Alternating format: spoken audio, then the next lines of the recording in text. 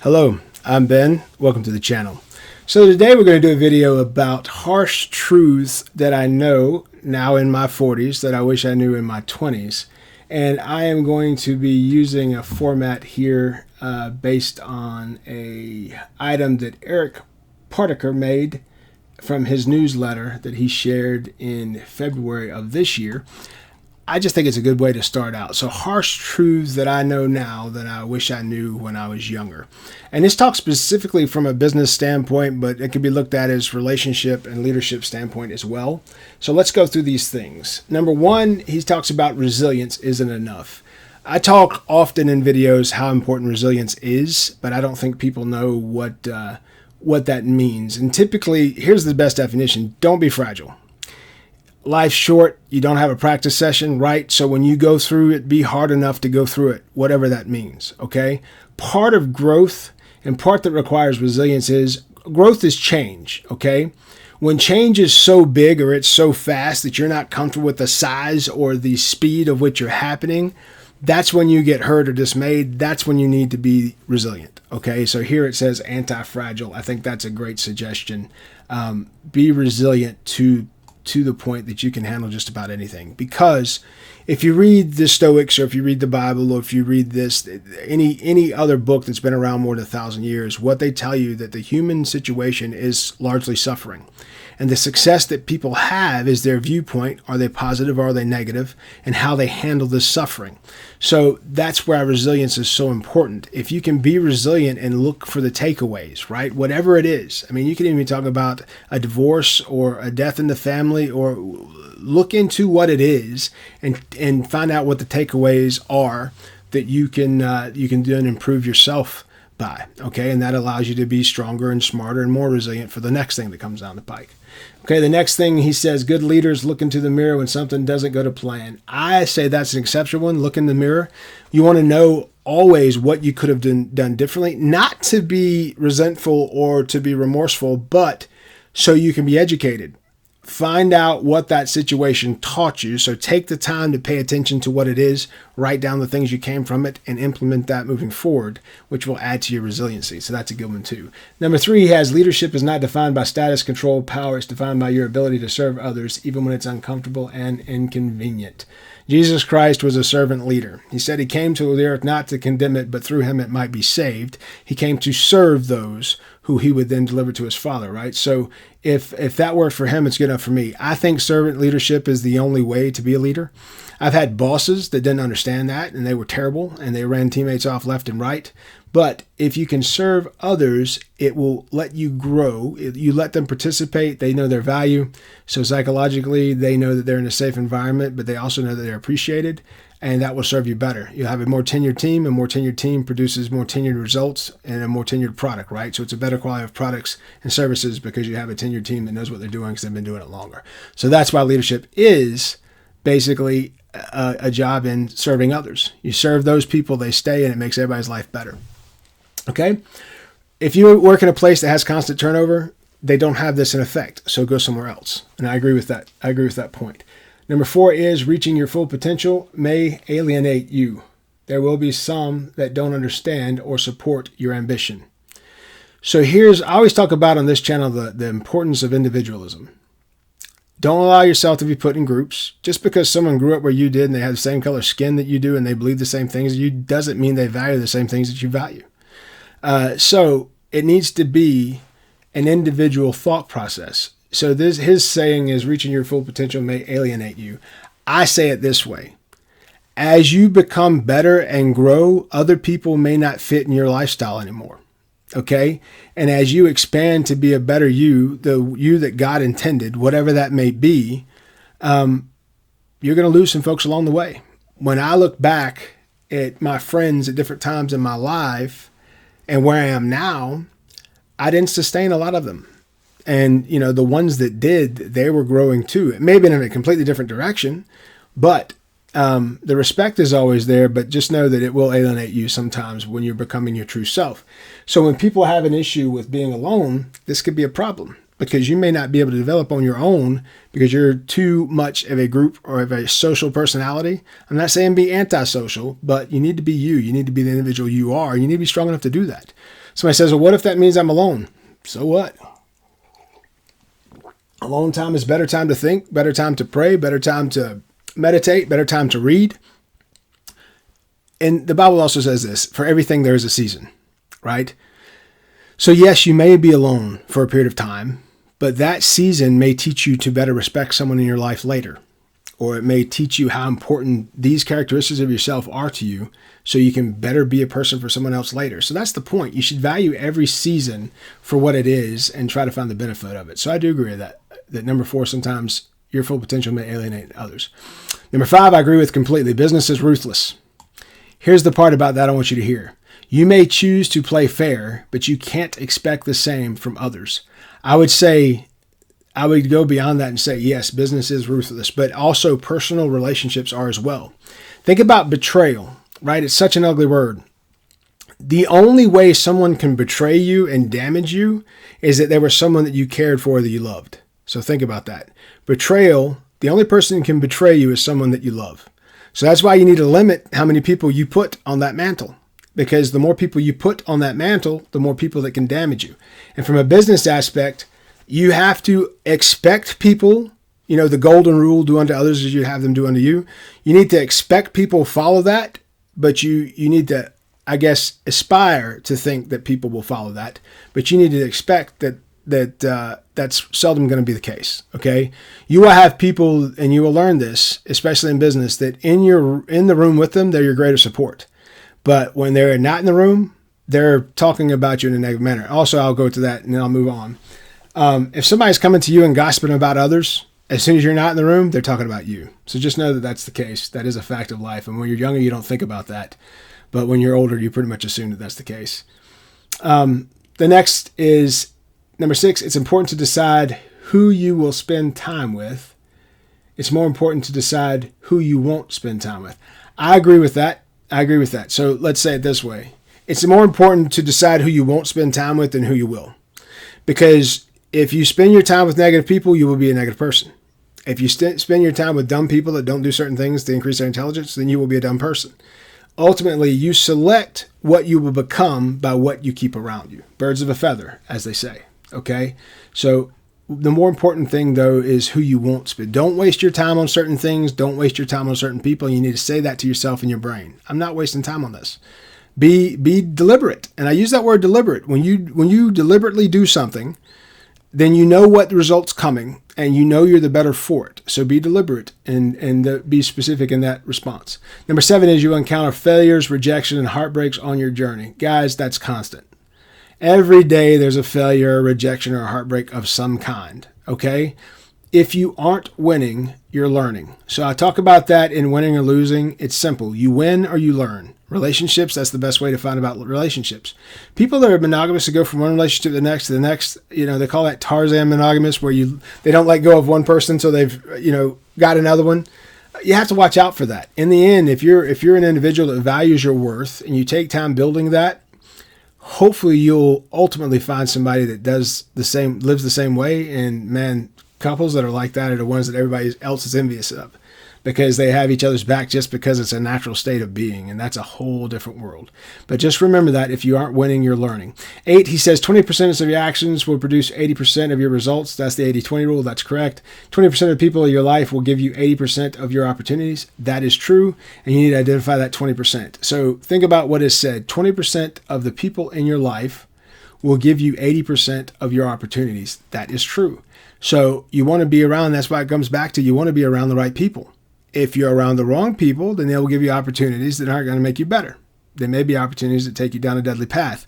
So you need to pay attention to who that is. Spend your time deliberately. Even if you're playing video games, all right? This goes out to the young cast that still play video games and all that. Who you have in your headset and how they're talking and how you're responding, that is building who you are. So pay attention to who you spend your time with locally and through the interwebs, right?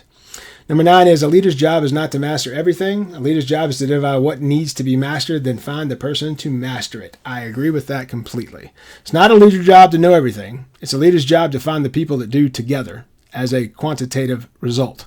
So you want to build a team that knows more than what you know by yourself. That's an excellent way to look at it. Number 10 is if you receive 5 more minutes on your deathbed, You won't use them to sign another deal. You'll hug your loved ones and tell them how much you care for, and remember this. So let me say this for that one. My thought on that is simple. What's important to you should be supported by what you do for a living. What's important to you shouldn't only be what you do for a living. Okay, so you're an individual, and a certain percentage of your time, your job, your pursuit, your activity, and let's not even say a job, your life pursuit, whatever that may be, how you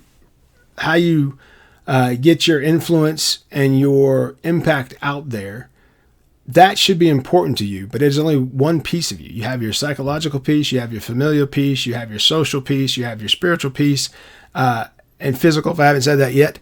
So all these different pieces are what make you up as a whole. You need to be good at all of them. And that's the other thing too, when you talk to older people that are, closer to death's door than what younger people assume that they are, because we're not promised another day no matter what age we are. Those people never regret things that they did. They regret things that they didn't do. So be deliberate in the things that you're doing so you can have less regrets in the end, is the way I see that. And we're not promised another day. So don't let something go undone till tomorrow if you can do it today, especially around relationships and people. Make sure you're being truthful and being on the level about that, because you're not promised another day. The next one says, amateurs wait to feel right to take action. Professionals take action to feel right. Be a pro and take action whether you feel like it or not. Here's my response to that. Be consistent. Every day, be consistent. We've talked about the book, The Ripple Effect, and there's a few other books here on that same subject. I can't remember which one is the one that actually talked about that specifically, but I think it was The Ripple Effect. I think that's the title of the book. Which basically says if you do a little bit of a day, compounding over time, it will add up. So that's what it's talking about. It's the law of compounding results, right? So if you do a little bit every day, the more and more you do, and the more consistent you are, over time you end up in a better place. So that's why I think being consistent is better than being a pro or not. You can be a pro at several things, but when it comes to being actionable and being consistent in action, that's how you build exponential results. That's how you get to the point where you're beyond other folks, because they're not, the hardest thing to sustain is being the same way every day and doing the same effort every single day. Be consistent, whether you feel good or not. Okay? The next one says, perfection is procrastination in disguise. That presentation, that speech, that plan, that product, make it a habit. Get out there before you're ready. Here's my thought around perfectionism. There's no such thing. Do the best you can, be okay with it, and move on. The perfectionism thing, they call that paralysis, perfection paralysis. It basically equals procrastination. When I talk about eat that frog, that means you do the hardest thing or the thing that you're looking least forward to first. If you do that first, then the rest of the day you're at rest and you can have a better result throughout. So that's why you want to do those things. So I don't think procrastination fits anywhere, and I don't think perfection does either. Make your best effort and you will grow. Make your best effort for today, and then a year from now, what that looks like will be immensely different because you will have grown over that year. So there's no such thing as perfectionism. Do the best you can and keep rolling. Positive action moves you in a positive direction. Okay? The next is 13. It says achieving your full potential is a internal process as much as an external one. You will have to face your own demons. It comes back to growth. Okay? Face your own demons. You will never reach your full potential in this lifetime. Because it's like that old quote, the same man will never walk through the river that he's walked through before. Because the water's not the same, and every day you grow and you learn. So you are not the same, right? It's that whole thing that everything's in constant movement. Everything's in constant state of change, right? So all you can do is reach your best potential of that day, just like I answered the one previous to that. Just be consistent, have consistent effects, and continue to look for that growth, and you will reach the best potential you can for that day. You will not have reached your full potential until the time you die. The day after you're dead, will you reach your full potential at some point? And you'll now know what that is, but you can't know that because you're in continual growth throughout lifetime. That's my thought. As a leader, role model the behaviors that you wish to see in others. Don't expect reliability from your team before being reliable yourself. I would say this there. The golden rule, do unto others as you have them do unto you. Do your best daily and be consistent. If you do that and you have a team that emulates you and they do that as well, whew, man, you're going to get some stuff done. And that team is going to be better than it's ever been. So I think that's the way you look at that. It's not about role modeling behaviors. It's being deliberate in how you act and being consistent in that. If you do that, people will then do the same. Becoming your best version with your health and at home, it is an intentional process. Define what is best in each and evidence it daily. Here's my thought there. It's the same as the previous. Be consistent, continue to grow, be the best you can in that day, whatever that is. Some days are hard days. Some days some people can't get up because of pain. Some days people can't get up because of heartbreak. That's fine. Take the time that requires and then recover and be your best and be consistent and continue. That's what you do. Everything that comes along, your lifetime is a fixed period of time. We talk about this sometimes when studying the Bible. People are like, well, why would God do this? Because God sees the full picture. He sees the full length of time, all of eternity. He's ever present in every piece of time ever. So that's hard for people to understand. But think about this. Do you want to worship a God that you can understand? No. His understanding should be far, far greater than ours. We're insects compared to where he's at in understanding. So think about how an ant knows what you know. And I'm not talking about an ant like your aunt, your mom's sister. I'm talking about an ant as in the insect. Think about what an ant knows comparatively to you. They do things systematically every day, can build their little ant hills with all the tunnels and everything else, find food at extreme distances, carry things that weigh 20 times what they can, but they will never know and have the impact and capacity that you carry in your brain. The impact and the stuff that you know on how to flip a light switch on and off, right? So my point is, if you're consistently doing something to get better, you're going to role model proper behaviors, and you're going to do what best is, whatever that is. Try to be positive, and that will get you far further. But becoming your best version is a work that you do every single day. And it's okay to have bad days. Just be consistent in your actions and get over it, get past it. And it's fine if it takes a couple of days. But use a fixed period of time. If you have something go bad, and I do this. If I have something go bad and I make a loss, if it's work professionally, I'll say, okay, I'm going to feel bad about this for a day. But tomorrow I'm going to write down what I learned from it. And the day after that, I'm moving forward. And that's how you do it. You put a fixed period of time you're going to allow yourself to dwell in that space. And then you overcome that space and move on. Be deliberate about how you handle that. And I say that a lot here because when you're in your 40s, you're more deliberate with what you do with your time and how you respond to people. That triggered thing, that's not a 40-year-old thing. That's a teenage or a 20-year-old thing. Why? Because they're figuring out who they are and how they fit. And they think that matters to others, and it doesn't. You screaming from the mountaintops how you feel to others doesn't change a thing in those people because they're just as individual as you are. They don't have to like what you do. They don't have to like who you are. Nobody has to like who you are and what you do other than you. So that's something, I guess when you reach your 40s and 50s, you don't care enough anymore to argue with that person to say what I just said. That's literally the difference.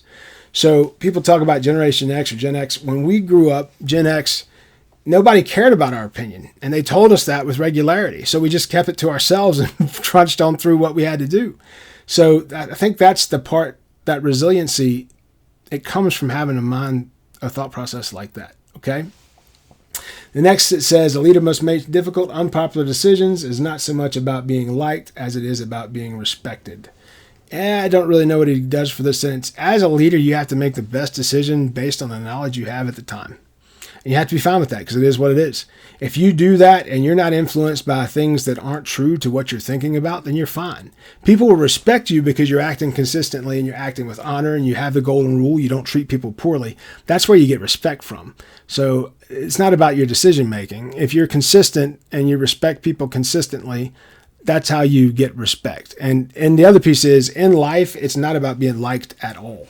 You're an individual that people should see the value of your worth, and that's what makes them like you. You shouldn't go with that being the goal. Who cares if people like you or not? If you don't have enough people to talk to, read books. You know, you will always have plenty of books, and that's a conversation with one person. I always say that. A book is a conversation with the author, right? So nothing in life is about being liked. Nothing. The next is success is built on consistency and hard work.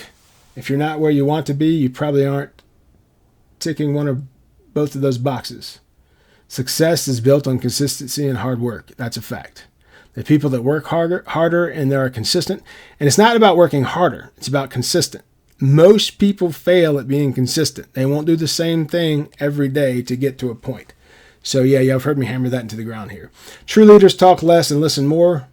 I agree with that. They appreciate the importance of understanding different perspectives. I've said that many times before.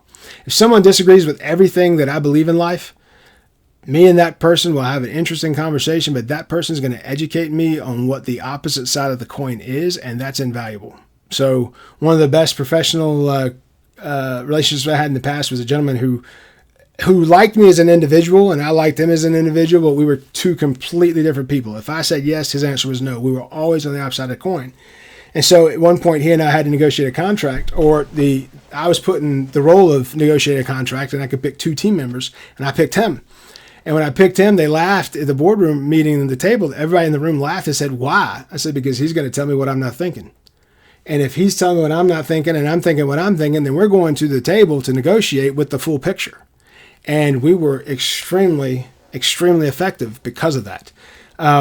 And ultimately, he went away, he went to a different job, and we were less because of it. So, and I actually said that. I wrote a referral letter for him. And I said, when he left, I said, the company as a whole is less because we lost him. And I meant that because truly he took the time. He knew, we enjoyed going out together with the group after work, etc., because we knew the value of that relationship. And it wasn't on airs. He truly believed differently than I do to such an extent that it seemed like we're almost opposites. But it was extremely valuable when it came to a negotiation table or understanding the opposite side of a contract. So I think that's something that you should do. Listen more. I always talk about effective listening. It is the most important skill that any human being can have. If you can listen to a word a person is saying and not be trying to respond, just listen, try to put yourself in their shoes, that empathetic thought process, and then see what you can learn. They will tell you what's wrong and how you fix it. You just have to listen.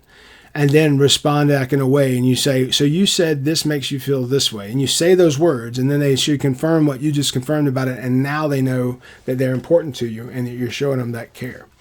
The next one says, business is less about making money and more about creating value. That is what business is. You create a value for people. Where there's a need, you provide that service, and now you have a business. You can get paid for it. Focus on the value and the money that will follow. Okay? You have an idea. You have no idea what you're capable of. Your full potential is greater than you believe it to be. Don't limit yourself. So here's my thought process on that one. Don't limit yourself. You may, through an accident, find out the best thing you've ever done.